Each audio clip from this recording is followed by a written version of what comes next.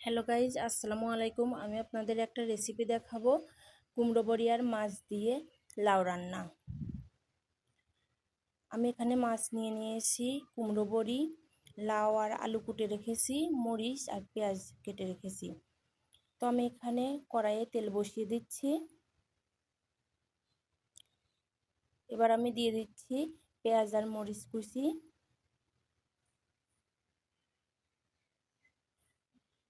এবার আমি এটা নাড়তে থাকবো যতক্ষণ না কালার আসে। কালার আসা পর্যন্ত এটা ভালো করে কষিয়ে নিয়ে আমি দিয়ে দিচ্ছি তরকারিটা।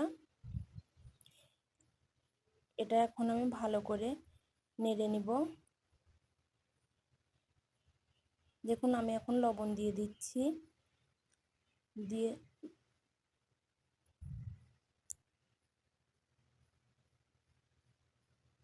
দিয়ে দিচ্ছি হলুদের গুঁড়া।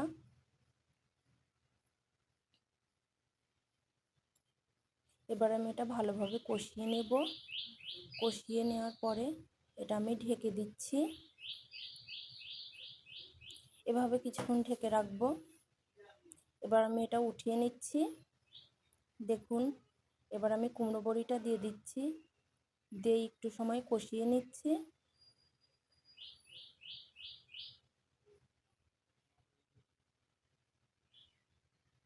এবার আমি ঢেকে দিচ্ছি। এভাবে কিছুক্ষণ রেখে দিব।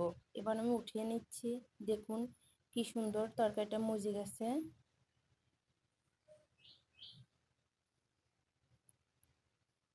এবার আমি পরিমাণ মতো পানি দিয়ে দিচ্ছি।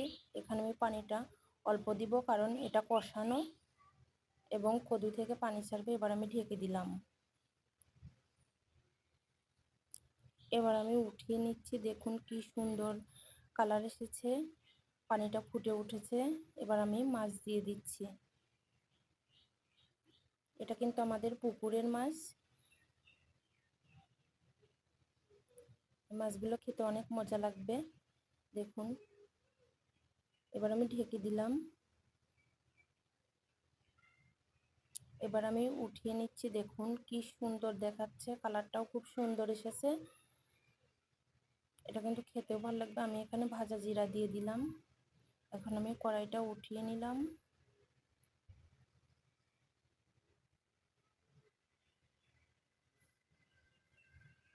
দেখুন কি সুন্দর দেখাচ্ছে, এটা কিন্তু খেতে অনেক মজা লাগবে। আমি এটা ঢেলে নিলাম। দেখুন কালারটা অনেক সুন্দর এসেছে, দেখতেও কিন্তু অনেক সুন্দর লাগছে, খেতেও মজা লাগবে।